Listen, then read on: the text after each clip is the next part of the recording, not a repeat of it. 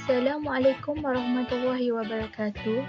Saya Arisha Umairah binti Aziz, pelajar daripada Sekolah SMK Tengku Ibrahim Setius Terengganu.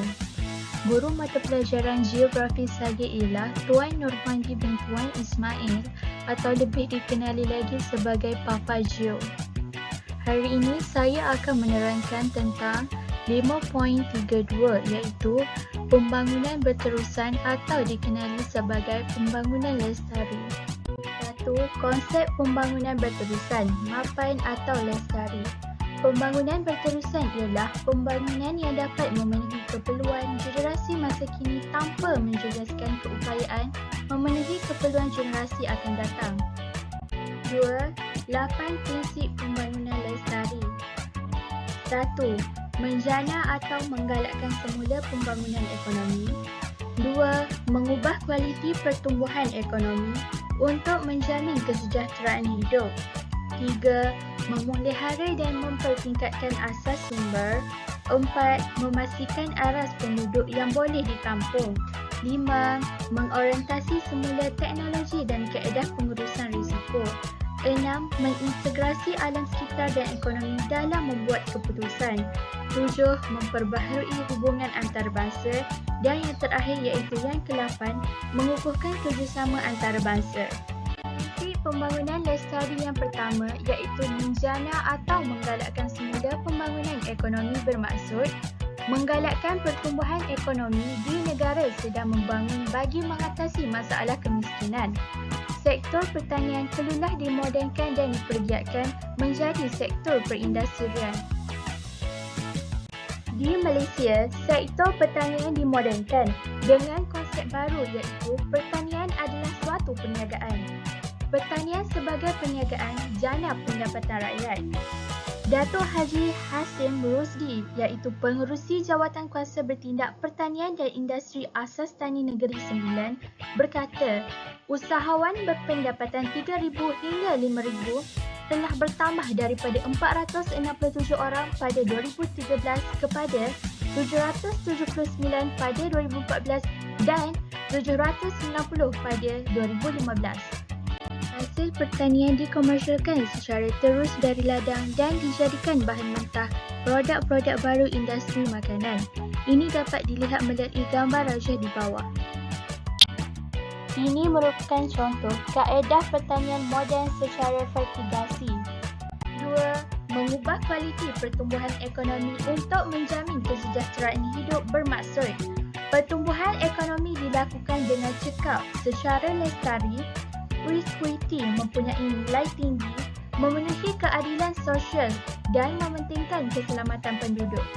Kualiti pertumbuhan ekonomi dapat dicapai melalui 1. Taburan pendapatan seimbang. 2. Kurang terdedah kepada bencana alam. 3. Teknologi yang selamat. 4. Peningkatan kesihatan. Dan 5. Pengekalan warisan budaya. Kualiti pertumbuhan ekonomi dilakukan berdasarkan perangkaan penduduk yang tepat. Pembangunan dibuat untuk memenuhi keperluan penduduk semasa dan untuk jangka panjang.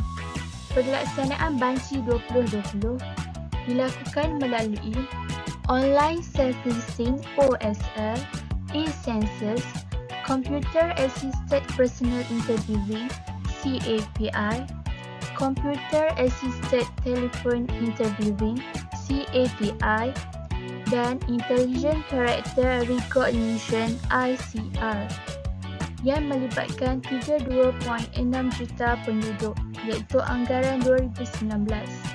Prinsip yang ketiga iaitu memelihara dan mempertingkatkan asas sumber bermaksud pembangunan mestilah memelihara sumber alam seperti udara, tanah, air dan hutan.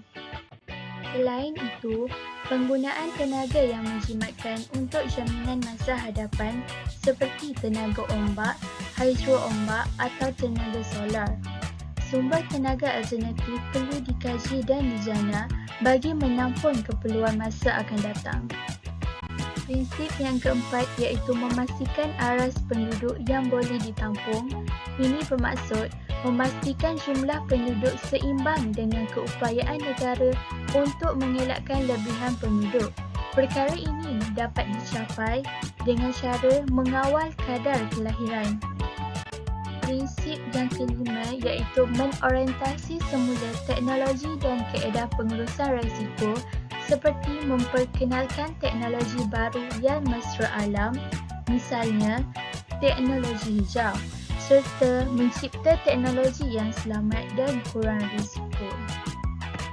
Prinsip pembangunan lestari yang keenam iaitu mengintegrasi alam sekitar dan ekonomi dalam membuat keputusan, bermaksud mengambil kira impak alam sekitar ketika merancang sesuatu kegiatan ekonomi, seperti kebolehan membuat anggaran untuk meminimalkan kerosakan alam sekitar dalam melaksanakan sesuatu projek. Selain daripada itu, prinsip pembangunan lestari yang ketujuh iaitu memperbaharui hubungan ekonomi antarabangsa, bermaksud memastikan pasaran baru, pemindahan teknologi dan bantuan kewangan antarabangsa untuk membantu negara membangun, memajukan ekonomi mereka. Prinsip terakhir iaitu memperkukuhkan kerjasama antarabangsa. Peranan PBB dalam membantu membentuk hubungan kerjasama antarabangsa ialah seperti perkongsian pengalaman, modal dan sumber antara negara. Terdapat banyak kepentingan mengukuhkan kerjasama antarabangsa. Ini dapat dilihat melalui Persidangan Stockholm pada 5 hingga 6 Jun 1972 yang berbincang mengenai 26 prinsip berkaitan sosial, evolusi, sains dan teknologi. Seterusnya, Protokol Montreal pada 1987 berbincang mengenai pemeliharaan ozon, Deklarasi Langkawi pada 1989 mengenai alam sekitar maupun Persidangan Rio 1992 mengenai Agenda 21, Protokol Kyoto 1997 mengenai kesan rumah hijau, Persidangan Johannesburg pada 2002 mengenai pembangunan lestari air, tenaga, kesihatan dan biodiversiti, dan Persidangan Bali pada 2007 mengenai perubahan iklim. Ini merupakan contoh soalan bagi tajuk pembangunan lestari.